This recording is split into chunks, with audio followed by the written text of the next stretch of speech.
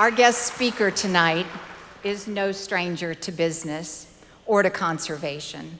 In fact, many in our community say he's our modern-day Teddy Roosevelt. He's a superb businessman.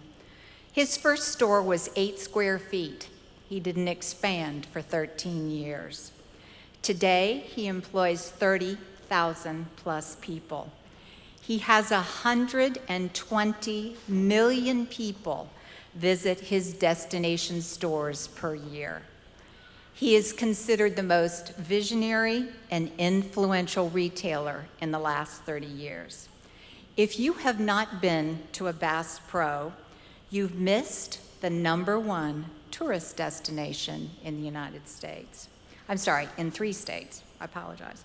Almost, Johnny, almost. I was making you a little bit better. But if you have not been to the Granddaddy in Springfield, where there are 4 million visitors per year, you have missed one of the top 5 tourist attractions in the U.S. If you've not been to Big Cedar Lodge in Branson, you've missed one of the top 10 resorts in the U.S. If you've not been to the Wow Museum, you have missed, according to USA Today, America's #1 attraction in the U.S. I called Johnny's friend Martin McDonald and I said, would you do me a favor, send me his bio, but send me everything about conservation that he does. So when I got home, I hit that button, printed out those PDFs. There were 2 pages of bios with astronomical business acumen. There were 17 pages, single space, of conservation awards, activity, public policy efforts. How many of us can hold up our resumes and hold up 17 years worth of conservation achievements?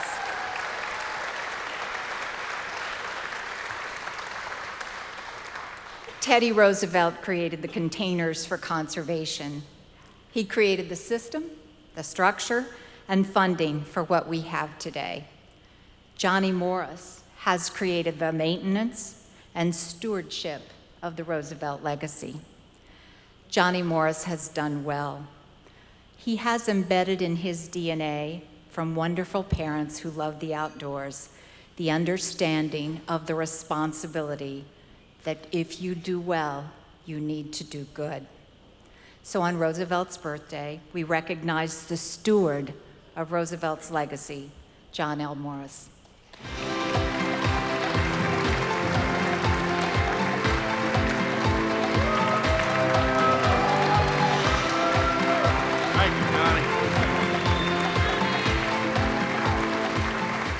Thank you very much, Connie. And thank you, everybody. It's a pretty special night. Thank you for getting carried away, all the nice things you said. We had Shane up here, a great speaker. Now you got a hillbilly with a bunch of notes he hopes he can read. Does anybody here like to hunt and fish? That was kind of a loaded question for this group. So besides today's Teddy Roosevelt's birthday, I want to tell you something else today. It's a beautiful day here, but it's also a beautiful day back in the Ozarks. It's the very peak of our fall colors. It's right in the middle of the deer archery season.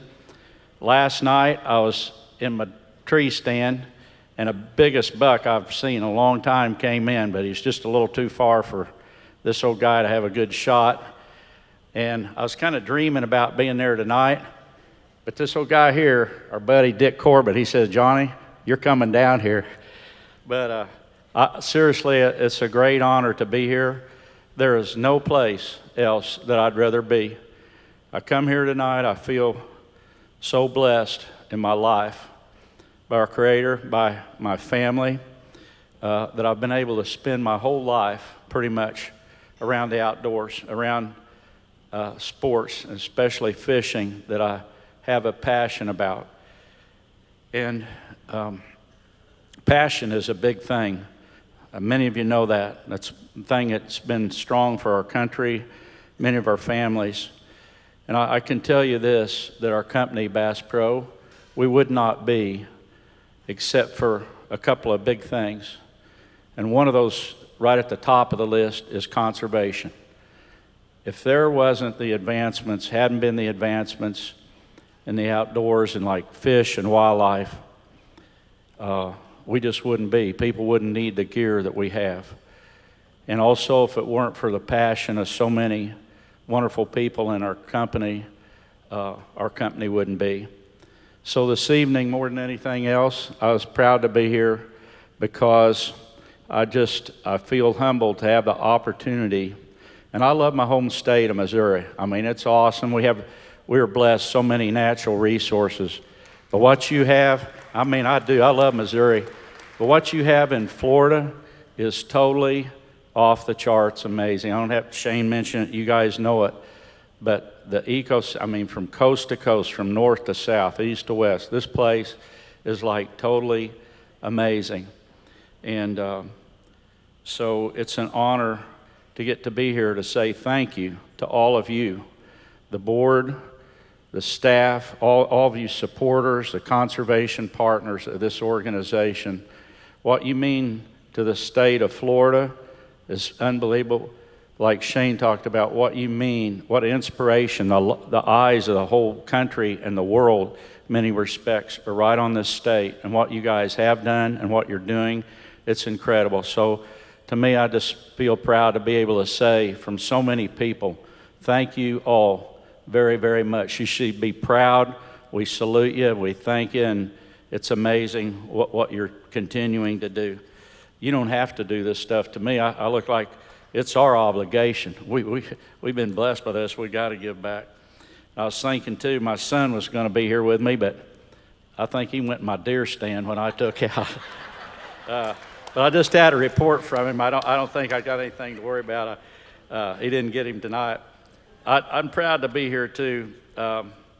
Some special friends and people I just got to say thank you to. And there's two of our longtime managers that I think the world of, that love and they love working with you guys from down here in Florida, and that's Danny Vinson from over in Fort Lauderdale, and Chuck Stevens in Fort Myers. Guys, where are you guys? And some of our team members. Love you guys and thank you. And also, I'm here with one of my big hunting buddies. You can't pick your family members sometimes, you just marry into them. My brother-in-law, Uncle David's here, and he's a character. I love hanging out with him. And really, some of the conservation heroes here in this room. And Nick Wiley, you got to be right up there at the top. And there's just so many. John Pope, Director Eric. I mean, there's a lot of great people here. Roger, that runs the Tampa Bay Aquarium, his passion for young people. But all of us, we just support or just salute you for what you're doing, especially like as much or more than anything else for young people. So, and introducing them to nature and the outdoors. And you guys got to give yourself a hand for that. They asked me I want to make this pretty quick, but they asked me to talk a little bit about, comment about the history of our company. And I'm proud to do it because I'm proud of the people in our company. And I talk about our company a lot too, with a lot of gratitude for my family. And I guess this past year I had the opportunity, an honor too, to speak with a graduating class of the School of Natural Resources at the University of Missouri. And so my daughter, Megan, she said, Dad, you've got to get organized for this. You have to have a theme if you're going to deliver this commencement deal. So I thought about it for a long time, and here's what I came up with. Education is important, but fishing is more important. And that's kind of my philosophy, and I'm sticking with it. And I told them too, but family is the most important of all, and we can all relate to that. And one thing, people that don't hunt and fish, they don't really understand how important these sports are for our country and for the memories that are created with family and friends by spending time together outdoors. And like President Roosevelt realized, and James Audubon, through their passion for being hunters, they grew to love the animals and understand the habitat it took to sustain them. This is a picture of my mom and dad. They were both born in Willard, Missouri in 1911. And today you could say, well, probably by their standards, but certainly today's, they grew up poor. My My mom was one of 10 kids that grew up in a 2-bedroom home. My dad was kind of grew up a rough way. He was raised by a great aunt. And I think back of what they got to see in their period of history they grew up with, you know, like most of their generation, no running water, no electricity, no problem with the kids being on the cell phones or iPads and all that stuff. And they get to see, you know, having the first phone in their house, old black and white, you know, radio, and listen to Grand Ole Opry, going through the Great Depression. And one thing they had, though, that I think all their whole life, they had great happiness, and they felt rich in spirit. And one of the things that gave them that rich feeling spirit was their love of the outdoors and loving to go hunting and fishing and being outside. This is one of our family keepsake pictures. That's my mom standing on my grandparents' front porch. And my Uncle Buck told this story, but that catfish weighed a little over 100 pounds. And 2 of my uncles were out noodling. And that's outlawed today, but that's where you go around and feel. And Uncle Buck told this story. Uncle Blonde went down. He didn't come up, he didn't come up, he didn't come up. And finally he came up, and he didn't have any skin left on his whole right arm. It was just peeled off. And they went back to Grandpa's house. I'm not even going to clean this up. Grandpa said, "We're going to go get that son of a bitch." And so Grandpa went with them, and they got that big catfish. So we've been around fishing all of our life. That's my dad in the middle there, third over, tallest guy. But it looked like a costume today, but that's just the way the boys dressed in. This is the house I grew up in, Springfield. That's me playing in a minnow bucket, the front yard. I've been eat up with fishing since forever. And that's some walleye my dad caught. We cleaned a lot of fish in that house. This is my father. He was my hero and mentor in life. I admired and respected my father more than I can tell you. I respected my father more than any man I ever met. And this is a river called it's a white river where I grew up. I'm fishing with my parents there below that dam. And it's a boat my dad actually made. So when I was about 20 years old, when I was 10, we went to open house to the Table Rock Lake and the dam. And a lot of us were kind of hacked off because the lake flooded all of our good fishing holes on the river. But when I was 20, I fished in the first national bass tournament on Table Rock. And I knew then all I wanted to do is be around fishing all my life. And so I went back to my dad. I said, "Dad, my dad had, a liquor store on the way to the lake." I said, "Dad, we got to put in some fishing tackle here." He said, "Nah, I tried that before. Not a good idea." But my dad was real loyal to me, so he co-signed my note. We put tackle in the store, and we called it Bass Pro because it was really descriptive of who we wanted to be and what we wanted to do, specialize in bass gear. I'm proud of this photo. I'm proud of our great country we live in. I've been blessed to travel to, I was like a bottom of the class student, but I've been blessed to travel to different countries, communistic countries, socialistic. There's no place like America. So that's my dad. Was down there. He was on his way to the Battle of the Bulge. He never told me about it till after my 21st birthday. He wasn't looking for sympathy. He just wanted me to know more about him. And he told me about most of the young men around him never made it back. And so if you call the Bass Pro switchboard today, you get put on hold, you're going to hear 3 songs. One's by Luke Bryant, Hunting and Fishing, Loving Every Day. And he says, "Thank God made me this way." Another one's a song or 2 from Chris Jansen. One's "Buy Me a Boat," and the other one's "Days in the Field," where he talks about what it means, him and his boy going outside. And the other song you'll hear quite often on repeat is a new song. I don't know if you've heard it or not, but it's from old Hank Williams Jr. And the title of the song is "Take a Knee, Take a Hike." And it's not about race or anything, but it's just about saluting our flag. And I think about my dad, and everybody that served our country to preserve our freedoms. And that's why, to me, we got to stand united no matter what party. We got to be behind our country and our flag.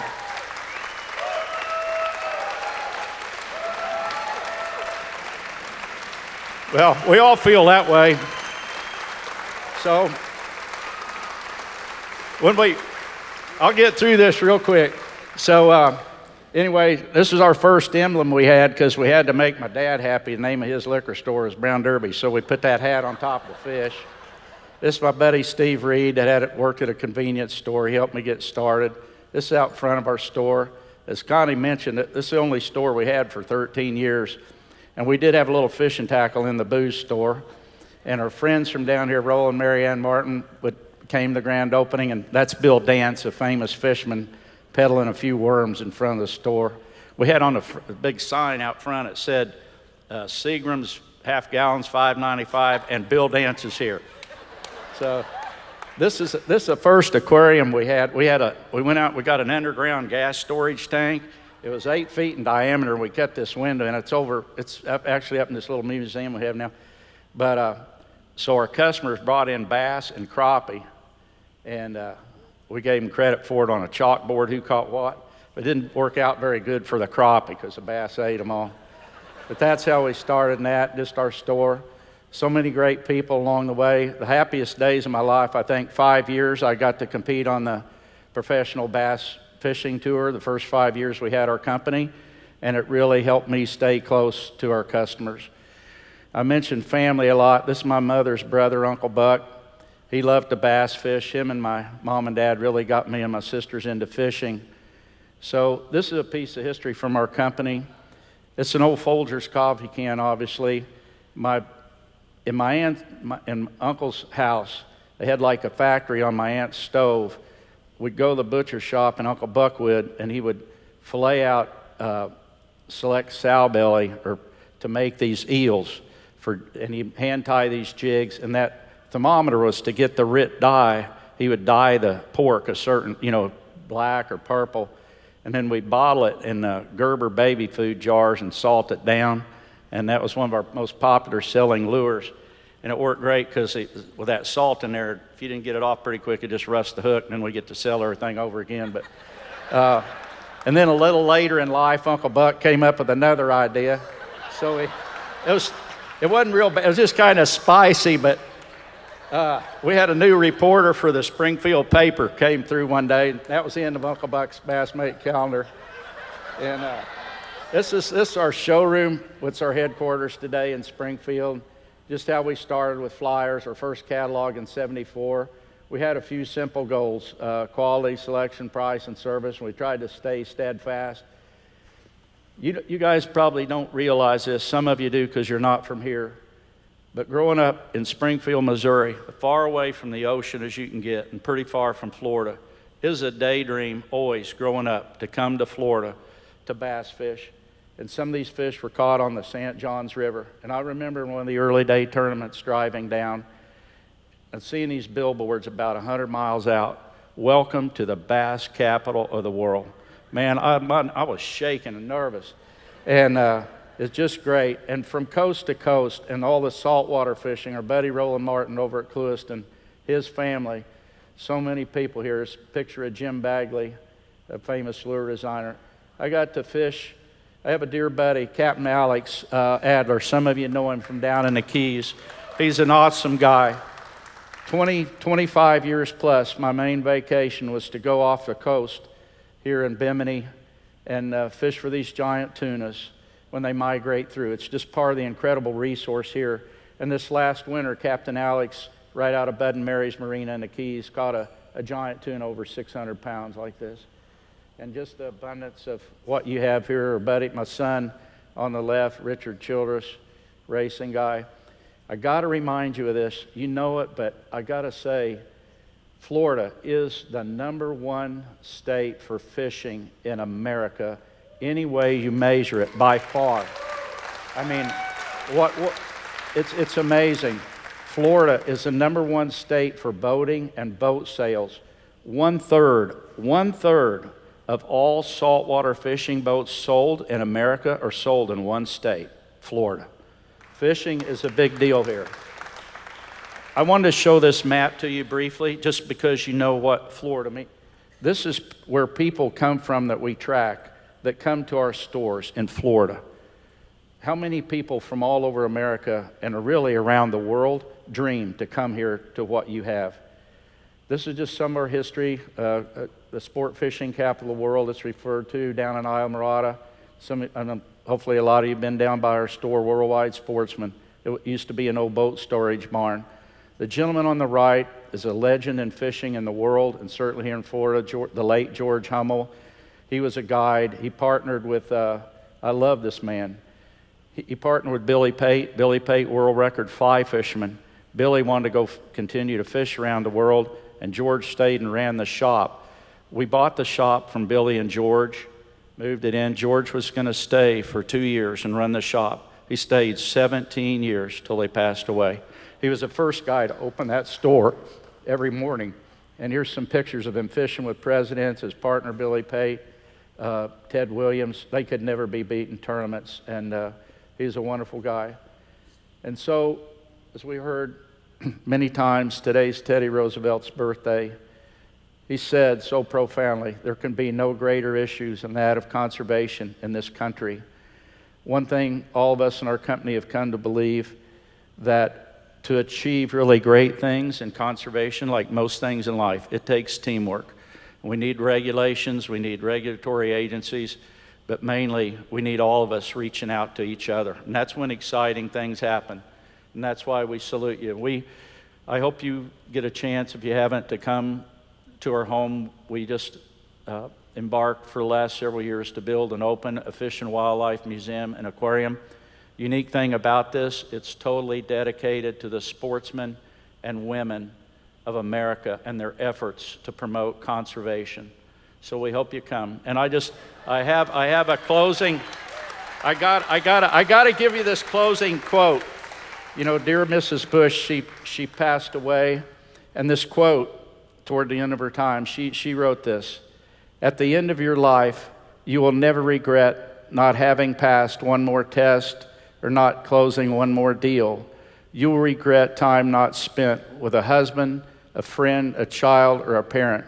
And what a better way to do that and create really memories than out in the field, hunting and fishing." Thank you all very much. Very special to be here.